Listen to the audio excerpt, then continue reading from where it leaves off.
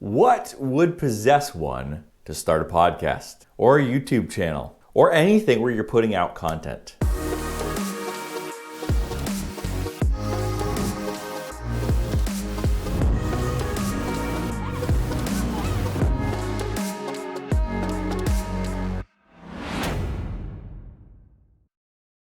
I'm Andrew, I'm the Flannel Philosopher, and I'd like to bring you along the journey that I got to getting in front of you. How did I get from maybe years of endless debate to actually doing something? Now, part of this goes back several years. I was meeting with a friend who had just started his own YouTube channel, and he's like, you should try that. We debated, we brainstormed, we put some ideas down. I wrote them all neatly in a book and did nothing. Absolutely nothing with it, apart from thinking about it. There's some content that I talked about with my wife, and she's like, you really should record that. That would be great information that might be helpful for others. I put that in the same book and did nothing with that. In fact, it's something I've thought about many times, ways to do it scalable, ways to do it well, how to structure it, what the right camera, what the right equipment is. Researched it many times and never made any progress. Why is that?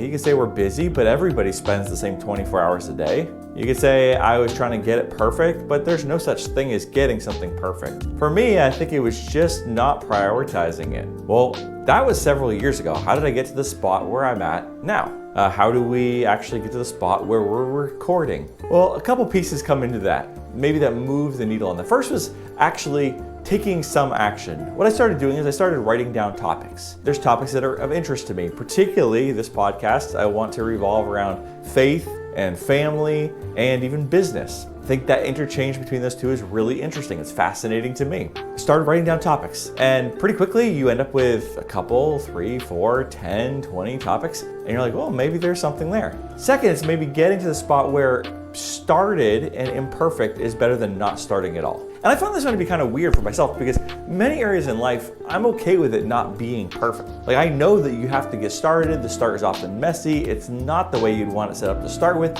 but that you're working towards perfection. Why in this area?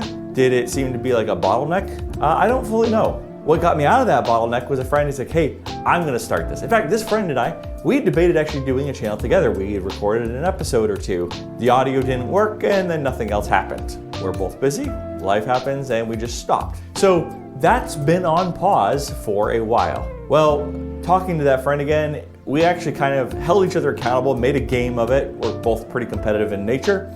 And we're like, hey, let's try this. Maybe it's not perfect, but here's the goals we're gonna set. And then once you get going, you're like, that's actually more fun than I expected. I don't know why I put it off for so long. One of the things I think about in life is, how do I want to end life? And I don't mean to make this in a dark or morbid way, but you talk, people come to the end of their life and they have regrets. They regret not spending more time with family, regret giving more, not doing more with their life. And one of the things that I think that maybe we'll regret at the end is sort of untapped potential.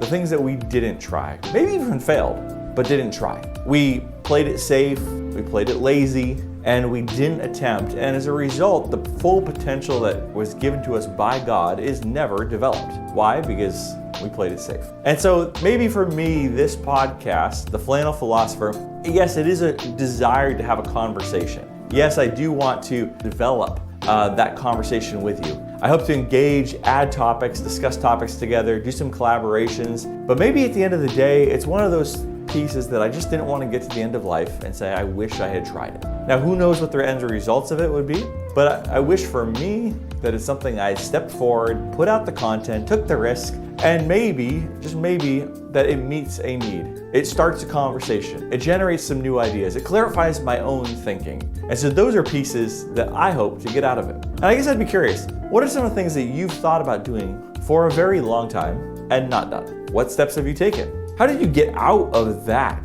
lockdown mentally? For me, it was deadlines, it was competition, and it was a friend and a spouse that was willing to kick my butt a little bit and say, let's get going on this. I'd love to hear your story.